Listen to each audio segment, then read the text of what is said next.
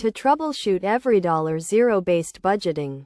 Start by understanding the concept of zero-based budgeting, which means allocating every dollar towards a specific expense or savings goal.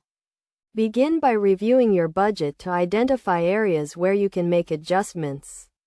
First, ensure you have accurately tracked your income and expenses in EveryDollar.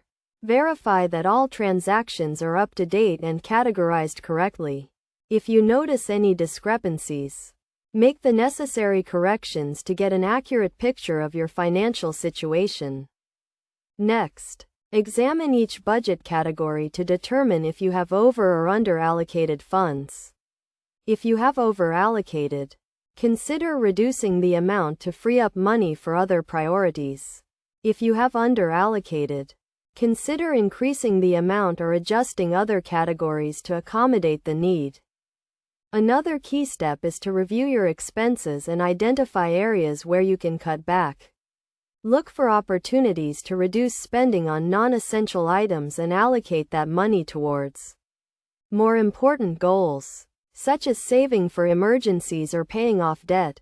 It is also essential to regularly review and adjust your budget to reflect changes in your income or expenses. As your financial situation changes, your budget should too. By regularly troubleshooting your EveryDollar zero-based budget, you can ensure that you are making the most of your money and achieving your financial goals.